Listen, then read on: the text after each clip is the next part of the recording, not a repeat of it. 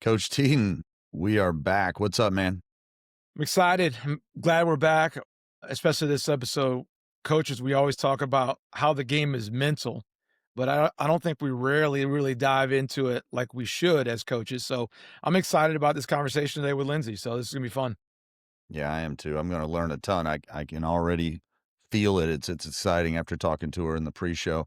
But coaches, listeners, I should say, I don't want to narrow it down, but we have Lindsey Wilson from Positive Performance Coaching. She's a mindset coach. She runs an academy podcast called the Mindset Coach Academy. We're very lucky because it's hard to get West Coast guests on because of the timing and everything. She's 3 hours behind us, I guess. She's also a former hooper, so our coaches for basketball would like that. But Lindsay, welcome. How are you? I'm great. Joe, Billy, nice to meet you guys. Thanks for having me on. Yeah, we're excited. And little background for some of our listeners: Chris Oliver from Basketball Immersion made the connection with us, and we've been looking forward to this. So, Lindsay, let's get going. How are you wired? Well, yeah, I know you asked me about that, and I was thinking, with my mental performance background, like I definitely tend to think about how humans are wired first. And I think I'm like most humans, which is I'm wired for connection and I'm wired for safety and comfort. But I do think for me, I've always been really wired towards something more. And I think as I've gotten a little bit older, that's less competition and more purpose. But I think they're very closely related. I do think for me, I've always been really driven to do something. I want to be in the game, so to speak, with other really accomplished people, really smart people, really driven people. I kind of have that, I think all human brains want comfort, but I do have a little bit of the aversion towards boredom and sameness and comfort. I get really antsy when things are a little too comfortable. So that's probably why I have 4 children. I Yeah. love I love that. I love that answer because it's funny as we get older, our purpose kind of like it changes. Like, we have an idea of what it should look like at 18, at 25, but then as we get older, like, man, that's not it. And I'm glad that the connection piece is so important as for coaches. Like we're always trying to connect and figure out how to do that with our team. Can you explain what positive performance training is? Yeah, I mean, I think the impetus for mental performance training in general, and eventually that ended up me being, an entrepreneur and starting a business was I always say people get into this field for one of two reasons. Either they got mental performance training when they needed it and it changed their life, or more likely they didn't get it when they needed it and they're a little bit pissed off. And so they decide to sort of figure out how to help other people come up. And I was actually the former. I got mental performance training when I was 16 years old. It really changed everything for me. I was a hooper and I was pretty good, but I wasn't playing consistently. I wasn't really able to put what I did in practice into games all the time. I was inconsistent. I was in my own head. I was hard on myself. I had a lot of the qualities that I think elite athletes have, but I just didn't know how to put it all together. And I was massively frustrated. And I really was kind of watching my dreams sort of slip away. As you know, in sports, especially basketball, there's this window. You're either going to get it to the next level or you're not. And I, at that point in my life, found a mental performance coach. And this was, in the 90s. And that was pretty rare. And it really, after that, I saw behind the curtain, if you want to put it that way, or I felt like I'd been let in on a secret. Maybe that's a better way of putting it. And then my whole career, I went and played Division I. I played on a really good team. I played professionally. And my whole rest of my career, I kept looking around and like, why does it seem like I'm the only one that knows this stuff? Of course, that was a little bit of an exaggeration, but that's how it felt. Because I just saw so many people struggling. And, about 23, I was still playing and I was like, I think I'm going to try to teach this stuff. Like, I didn't know what I was doing, but I knew more than most people because I'd had this coach. And I had really great connections because I played at a high level and I started going into college teams and teaching just what would work for me, really. And the feedback I got pretty immediately was, why have I not learned this before? And I was like, well, that was what I thought. So it was very organic. I just kept teaching what I knew. I eventually learned hypnosis, got really into positive psychology, and I just kept building. And I was still playing. So I was like, try stuff on myself and this works, this doesn't work. I'd be tweaking things and then I'd go teach it again. And so it was very organic in that sense. But it really came down to, I believe, the transformational power of sports. I believe sports is, if not the best, one of the best ways to learn critical life skills. And I think that those life skills can be taught better when athletes learn mental performance training. So you already explained how you got into the space, which is fantastic. And you mentioned you had somebody working with you at a young age. What other mentors or guiders have helped you throughout your time involved in doing this? Yeah, I mean, like I said, when I was about 25, 26, I'd worked with some college teams and some high school teams too. And again, I was still playing professionally, and I just felt like there was like another level for me playing wise. Like I was mentally tough, quote unquote. Like I was very driven. Like I knew, like end of the game, give me the ball. Like I was there. That I was fine. I was getting paid to play. Like I was good with so many of the, like, I guess, more obvious mental performance training skills. But I was like 25, 26, and I was like, I think there's another level for me. Like I think I could be playing more free or more or happier. Like I just felt like I knew there was more for me. And I knew it wasn't like more mental toughness, if that makes sense. Like I'd already gotten like the drive part down. Like I knew how It to do wasn't that. that Happy Gilmore, like, stand in front of a batting practice machine and let it shoot you, like, Yeah, like in I the already, chest? that was like I don't know. I could do that. It was like I was like the yin and yang, right? And so I started working with a hypnotist, and he taught me a lot about like flow and meditation and mindfulness. A lot of the terms that are maybe thrown around now, but this was again early, probably 2006, 7, something like that. Like nobody's talking about this stuff, and I was like, huh. And I started practicing a lot of the stuff he taught me. And I was like, okay, this is next level. Oh, to be able to be calm in the middle of the game, be able to react like without reacting, to be able to manage your emotions really well during competition. That was kind of next level for me. I don't know if that answered your question, but No, I got to follow up on it because we had a open gyms. We have a lot of guys that are playing professional right now, or different levels. And one of the guys that we talked to, we asked, like, what's been a game changer for him. And one of the things he mentioned was he was taught to breathe, like the breathing exercises, and that was a game changer for him. And that was from a coach that helped him out with that. Was there any coaches that did something, if you're looking back on it in your journey, was there any coaches that did something that they may not have been aware that they were helping the mental side of your game, maybe that they did, if you can yeah. reflect? Well, I mean, my favorite coach of all time is the coach at University of Georgia. Shout out to Coach Abe. She recruited me. So she changed my life because she kind of found me. You always have one. She found me and brought me to Iowa State. And we've been close ever since. I work with her teams. And, she's one of those coaches that she would not say, I don't think, that she knows a lot about mental performance training. I mean, I've worked with her team, so she knows stuff now, but it's ingrained in her. Like the way that she knows how to connect with players and the way that she's mentally tough herself. I think that's the other thing, is like people able to practice what they preach. People know if you're not, right? And I think that she is like authentic in that way. And so she's the one that, I mean, she really changed my life. Like she's the one, like when I think about the best coach I've ever had, it always goes back to her. And again, it wasn't like she was sitting me down and like saying, okay, Lindsey, these are the mental skills you need. It was more like, you're better than that. I like, she just kept me on track.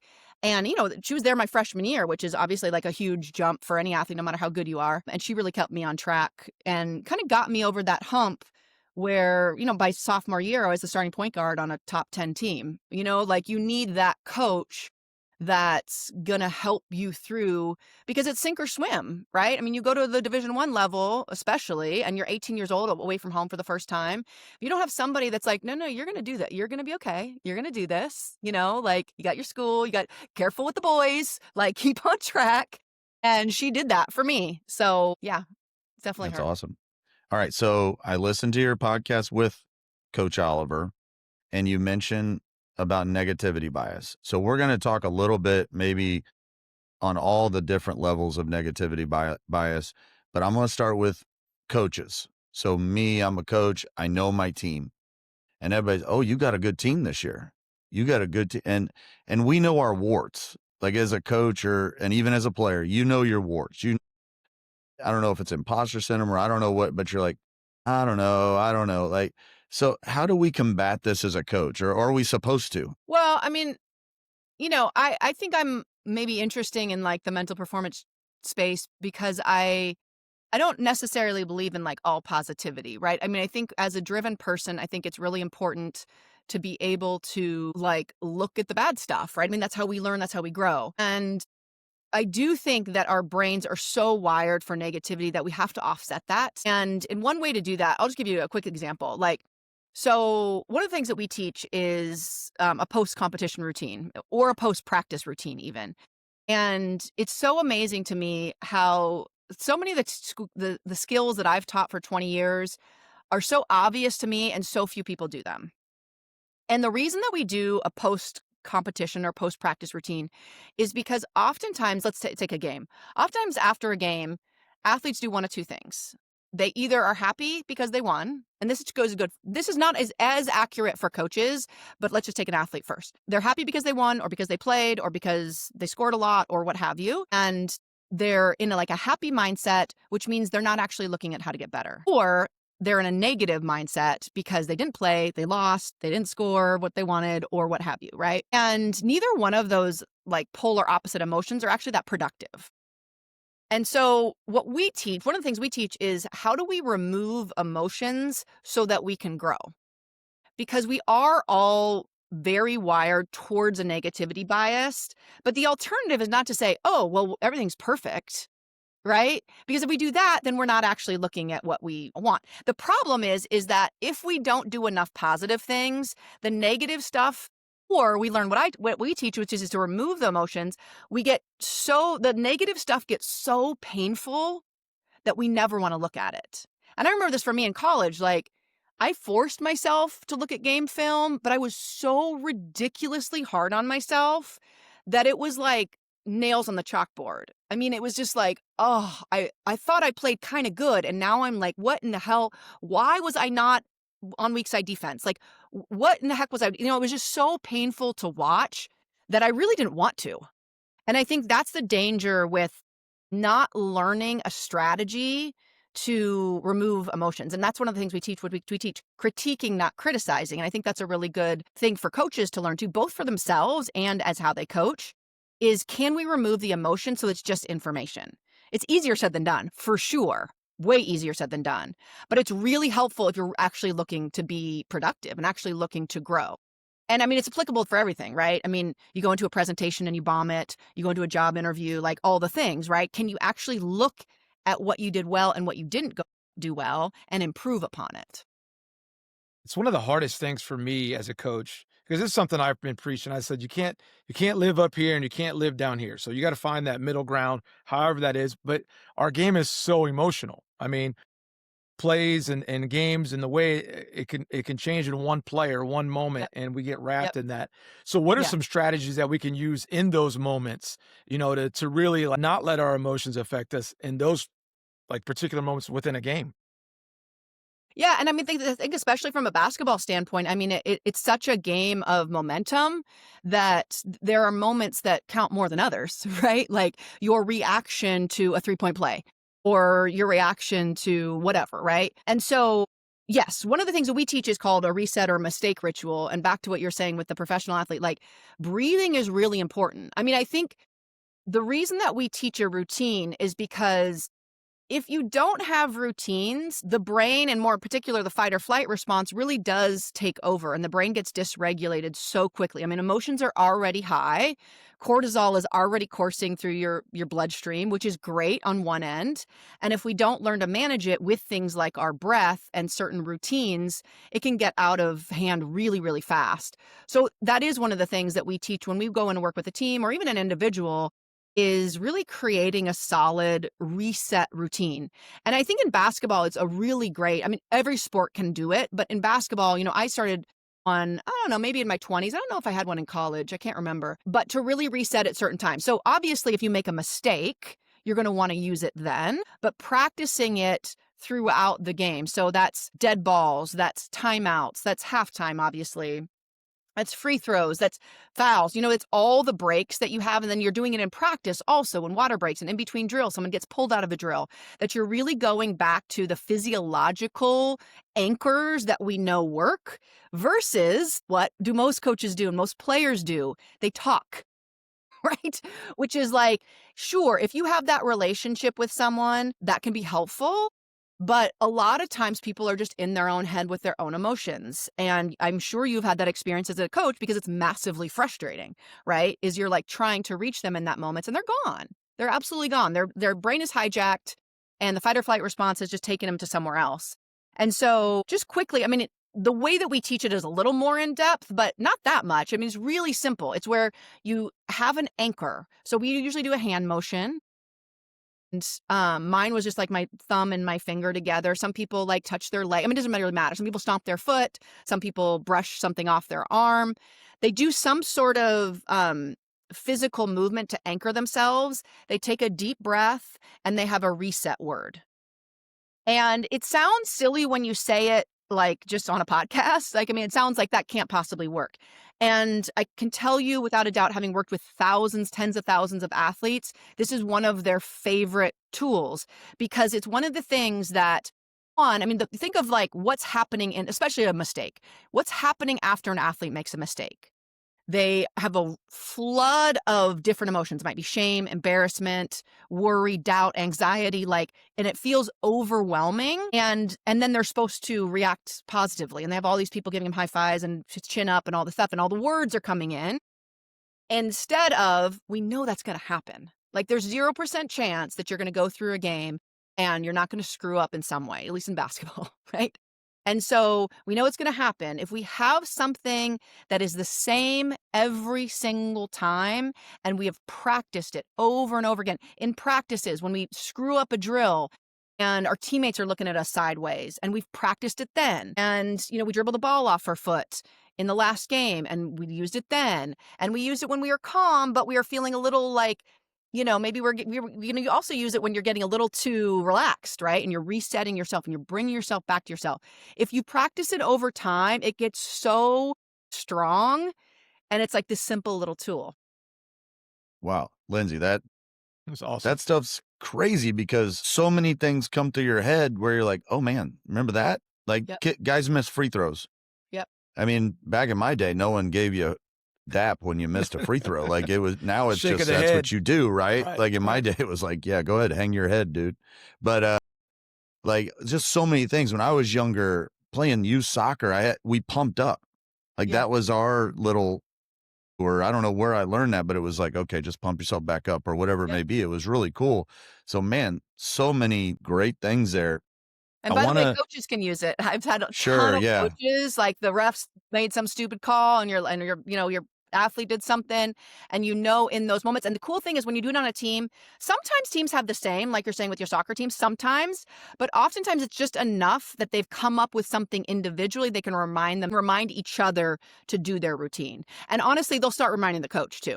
So just Yeah, and I can think of so many kids that could really use this, and that's what I can't wait to share that. I want to segue now. So we talk about mistakes on the court. Every player wants to play. Every player wants to play. They want to play every minute of every game, whether they can or cannot do it or have the ability level to do it. I've met with some of my players in the past and they just said, it just stinks being on the bench. It just stinks. Absolutely. And some of them, it's an ability thing and guys are a little bit better, whatever it may be. So this is kind of two ways. So number one, how can players help themselves when they are not even being subbed out, or maybe being subbed out and have a feeling they're not going to go in for a while, or ones that just don't get to play very much. So is there stuff that players can do that can help them focus on what it is, the neutral, or on, the yet? It's not their turn yet. Yeah, it's really hard. I'll tell you a quick little story because I think this is pretty relevant. So when I was trying to get in the WNBA, it's a really hard world and you're in training camps and all this stuff, right? So I get invited to a training camp and I come back from playing overseas and I get into training camp and it's going pretty well, but they end up drafting someone in my position in the first round. So we're like halfway through training camp and I basically get word that they're not cutting the other girl. She was drafted in the first round. And So it's like writing's on the wall, right? But I'm still in training camp, right? I'm not actually cut yet. I just know that I'm going to be cut, right? And so I went home and I felt sorry for myself for probably 24 hours, right? And just the unfairness of it all, right? Because it wasn't on merit. It was, and not that she wasn't good. She was very good, but it was basically like, she's first round. So like, sorry. And I was pissed, like all the feelings, right? And I think what I teach athletes in those moments is eventually what I came to, which is, and this can be through journaling, this can be through talking, this can be through any kind of, I think, pen to paper work, which is, I don't have control of this situation, but at the end of the day, what do I want? How do I want to show up? What kind of person do I want to be in that moment? Do I want to be the one that's pissed off and not giving my all through training camp? Like that doesn't do anything for that other person. It doesn't do anything for the situation. I also got back to a little bit of like humility with my relationship with basketball, right? Because I really got to the point where I was like, I can sit here and act like I am owed this, right? Like I have put in a lot of years into basketball and I am owed this position and this opportunity. But really, when I really got quiet, like basketball has given me, there is no worlds where I get to demand more of what basketball has given me, right? If I never play again, I have gotten more than I have given, period. And I think that kind of work, not everybody can get there, but I think towards that end of what are you getting out of this experience, right? And letting them come to that. If you never play, how do you want to show up? How do you want to look back? And for me too, it was like, how do I want to look back on this experience as a human, right? Do I want to be the person that showed up for the last week of training camp and hung my head, felt sorry for myself, but still showed up at training camp for 7 more days? Or do I want to be the one that shows up and gave everything, knowing that I'm probably not, that I'm almost for sure 100% going to get cut? And so I think that's the kind of work that, and that's a lot of maturity to ask of a 15-year-old or whatever, right? But the more we can get them into the giving and not the taking, right? Are you giving to your sport? Are you giving to your team? Are you showing up in a way that makes your future self proud? I mean, that's the work that I did in that situation. And now I look back and I'm like, that was really hard to do, but I'm so glad that I got there because I spent 24 hours feeling sorry for myself. And that really got me nowhere, right? Like that really felt kind of crappy. And so those are the kinds of questions and again, like deep work that when I'm working with an athlete in a situation like that I really have those hard conversations. And that's where I think mental performance training can come in of like, what kind of human do you want to be? You know? Are those questions coaches could ask those kids? Yeah, I do. I mean, I think that's a lot of the work that you can do, even with people that play too, is like when you're talking about the things you can control, you're talking about being a good teammate. You're talking about showing up for other people. You're talking about looking back on your, high school or college career. What are you going to be most proud of? What are the things that you care the most about? And also there's a lot of work in mental performance training about like things you can control and things you can't control. Those kinds of lists can be really helpful, but I think it really does get down to that core of like how you want to show up in the world. Because I mean, that's the whole thing with sports. I mean, that's one of the things probably all of us love about sports is like there's zero guarantees. Like zero. Not winning, not playing, not anything, right? And that's what the cool thing about sports is like, can you give of yourself? Knowing that you might not win. Like there's only one person that wins a championship, right? One team. So it's likely that your goals are not going to be accomplished, actually. Can you show up every day and give of yourself? I mean, that's the whole mind F of it, really, if you want to get down to it, right? And so these kids have that opportunity. And that's where I think that's the beauty of sports. And that's the really, really hard thing about sports. Billy, you gotta go back to your high school days. So Lindsey, Billy's now a college assistant coach. Last year he was a high school coach and he decided he wanted to try something different. But I feel like we need to bring you in and talk to the families because a lot of the way the beliefs happen is with the families. So I guess that would segue to my next question, and you might not have an answer for it, but I've talked to different folks before about different things, and the goal I sometimes think as a coach is we want to have these conversations with families, with players, because we want to help them with that negative script that they're going to put together about the coach doesn't like me, I'm better than him, whatever it may be. Do you have any tips for how coaches can communicate with those stakeholders, the families, and help them to do exactly what you said? Like, how do you want your kid to show up? Is it all based on the investment you made in basketball or something like that? Yeah, I mean, I think those are deep conversations. I don't have any specific advice about that. I think it's really important to have the conversation, similar to what we just talked about. I mean, one tool that I really teach to my athletes a lot is like thought management. And I think this could be an interesting, if you had the time to talk to parents of, let's take the thought, my coach hates me, okay? The one that you kind of said something similar. And really what we talk about is something from cognitive behavioral therapy, which is like really looking at how your thoughts create results, okay? So we do something in our Mindset Coach Academy where we call it the tear process, okay? So it's a thought leads to emotion, leads to an action, leads to a result, okay? So if you have the thought, my coach hates me, okay? Your brain interprets that as fact. Okay. It's not a fact. We know that that's not a fact because plenty of athletes think that, then it's not a fact. Okay. The fact may be you didn't play last game. That might be a fact. But the thought about that, we tell stories to ourselves, right? In our brains. And then our parents are telling stories to themselves. And then we have a family story and all the things, right? So the thought is my coach hates me or my coach doesn't like me. Okay. When we have that thought, again, we don't argue with it.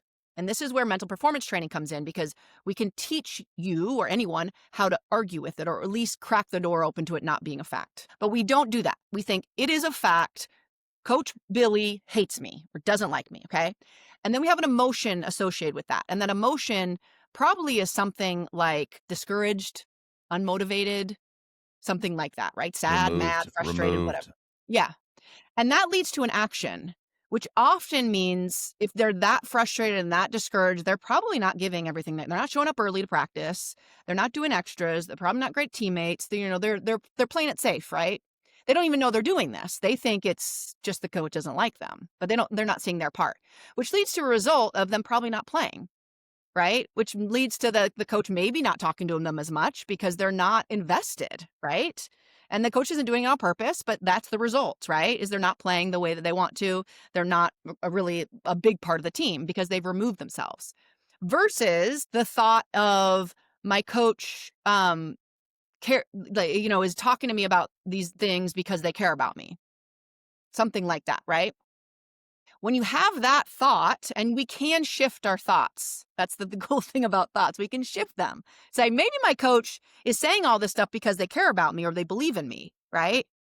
And then we have an emotion which is more motivated, which is going to lead to different actions, which is things like showing up, maybe having a conversation with the coach about what you can do better, being a better teammate, volunteering in drills, like doing whatever you need to do, which is going to lead to the results of maybe more playing time, maybe just being more a part of the team, maybe having more fun, maybe being more invested in the team, maybe being a better teammate, like all these results.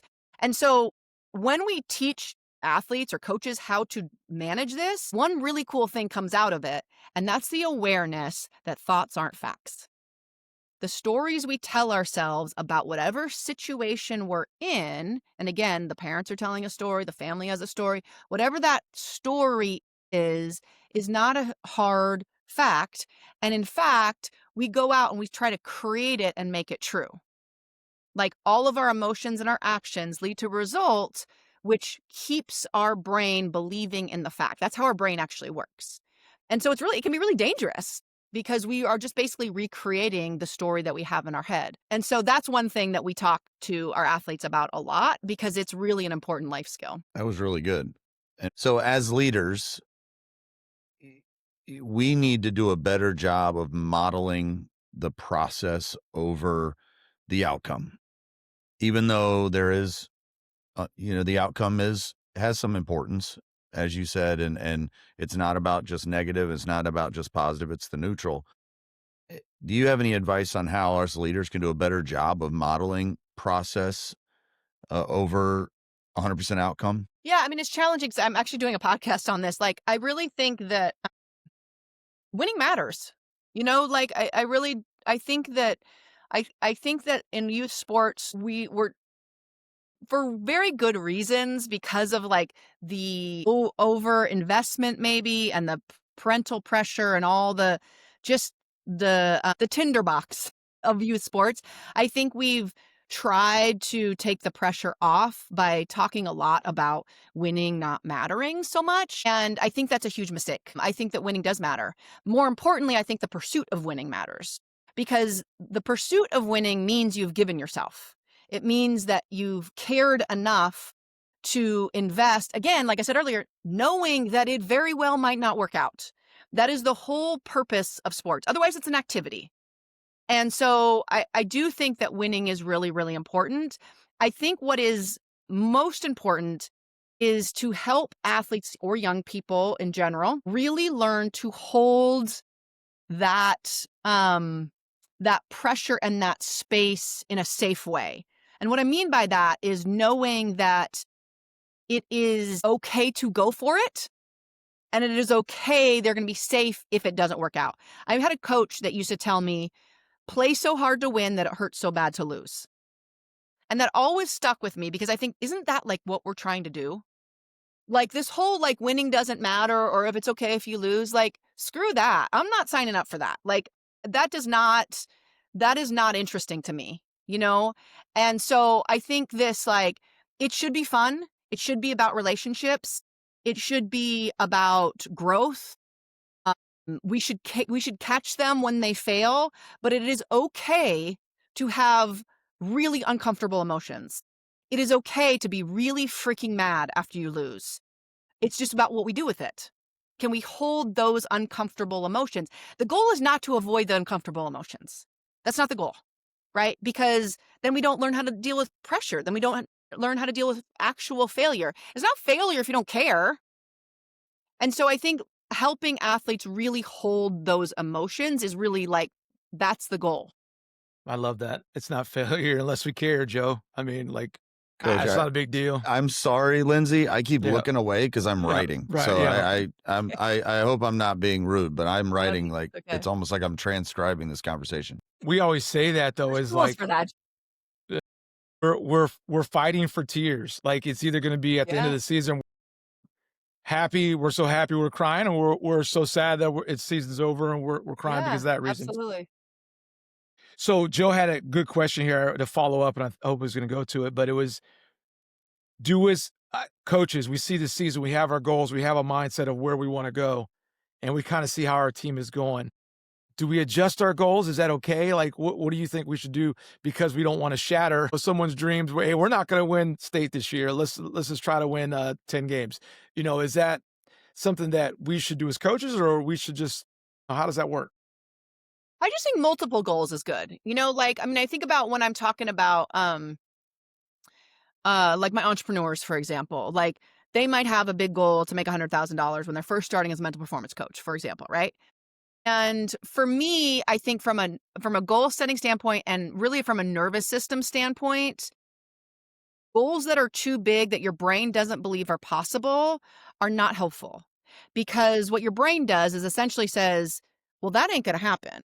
So I'm not going to invest in something that's not going to work out. That's called a waste of energy. Like our brain is really wired to conserve energy.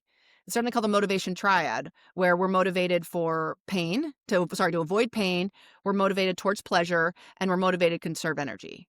So once you set a goal that your brain does not believe is possible, it really stops investing in it. So I want my entrepreneurs to have big, big goals, but I want them to be in the right time frame. So what we'll do is we'll say, okay, that's your 3-year goal. So let's back that up. So I think it's just really important to have goals and process goals, but also what we call micro goals. So it's like there are milestones along the way that your nervous system can calm down and say, okay, that's possible. I can accomplish that. It's a stretch. It's a mind stretch. I have to work on my belief, but it's not like I say it, but I don't actually believe it's going to happen. So I think that it's just about the micro goals throughout the season. I was talking to a guy last week, actually this weekend. He talked about goals versus intentions, Mm. and kind of going along with it. The one thing I remember, you set a goal that you want to hold a team under 50% shooting, but by the fourth game, they're shooting 53. So is it, do you adjust the goal? Are your intentions going the right way? And that's kind of, I thought that was neat. Yeah. Intentions, we can all have goals. We might not reach our goals, but we have intent to Yeah. do everything we can to reach that goal. So I thought Yeah. that was really interesting. We got a couple more and we're going to get you out of here, Lindsey. So right now, I would love to know how and what you are doing to stay current and learning, because it's just incredible the stuff you're throwing at us. That's a really good question. I mean, my students bring a lot to me. So, in our certification, we're getting coaches from all over the world, really, that are coming in. And not only, and some of them have mental performance coaching businesses already, some of them are brand new, but a lot of them have coaching experience, like you guys, right? And they're coming in, and some of them don't know that they have been doing mental performance coaching, but all coaches have, right? I mean, that's just part of the gig, right? And so I'm constantly learning from them. And then they're getting clients. And so we are working through, just the nuances of it, right? And it's like, well, this is working, this isn't working. This is something new. And usually there's not brand new things, but people are bringing things like, I'm working with this athlete and they've been struggling with this and this, and I've tried this, and none of it's working.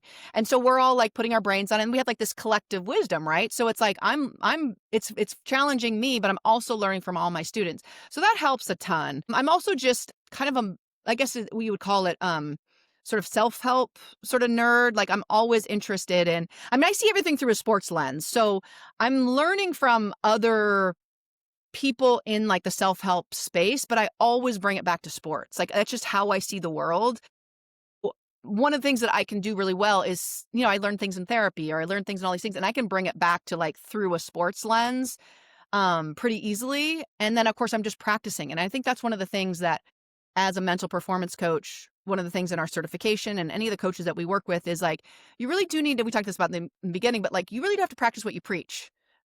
I have used every single tool. I used them as professional athletes, but also as a mom. I'm using all of my mental performance training tools. My little kids come up to me like, "Mommy, I think you need to go to the porch and take some deep breaths." And I'm like, "Oh yeah, I think I do too." So I'm practicing all of these skills in my life, and in my business.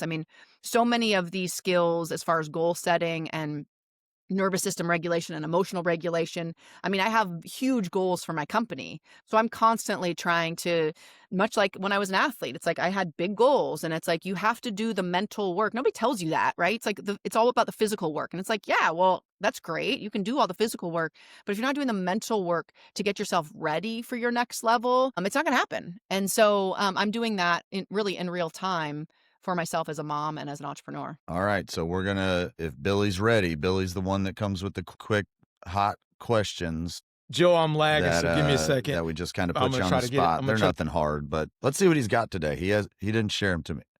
He's lagging a little bit, so we might have to listen harder. You there, bud? Joe, you waiting for me because I'm lagging. All right, my I'm going to give you one. Jacking up on me. Okay. I'm going to start. Best sports team in Seattle. Seattle Storm. All right. Let's see. Best college team out there. I have to say Iowa State, right? Did they win this past weekend in football? Football they did. But I would say women's basketball. I don't know what else he's had. I don't know if he's going to send them to me. We'll edit some of these out, but he's lagging pretty good. Well, let's move on. So he usually has some good ones. Mainly kind of makes you choose of who the best of the best is. But Lindsey, this has been awesome. But before we go, if coaches or our listeners are interested in more about positive performance training, what should they do? Where should they go? My Instagram's great, at Lindsey Positive Perform. My podcast is really for mental performance coaches. It's Mindset Coach Academy podcast. I'll give you links for all that. And then, really our website has a lot of information. We really kind of divide it between coaches that are interested in mental performance for their teams. We have like a $600 DIY course called the Mental Game Plan that's based on 20 years of doing this, that include some of the things we talked about, which is like post-competition routine, in-game mistake ritual, just like a really basic, not basic, but foundational step-by-step plan that you can implement with your team. We have that. And then, of course, our academy, our certification for aspiring mental performance coaches that want to start a business doing this. We have that as well. That is really cool. And like I said, I wrote so much down. I know that the sites do all that for you and you can go back and do it, but I like to do it myself. But I can't wait to use some of the things you said, especially the thought awareness, fact and action and emotion. And I really do think I want to try to use that with the families, because I want to kind of walk them through it and know that they're going to actually experience that at some point. So Lindsey, thank you so much. We're so lucky we got a chance to connect with you, and we look forward to sharing it. Joe and Billy, I appreciate you guys both so much. Thanks.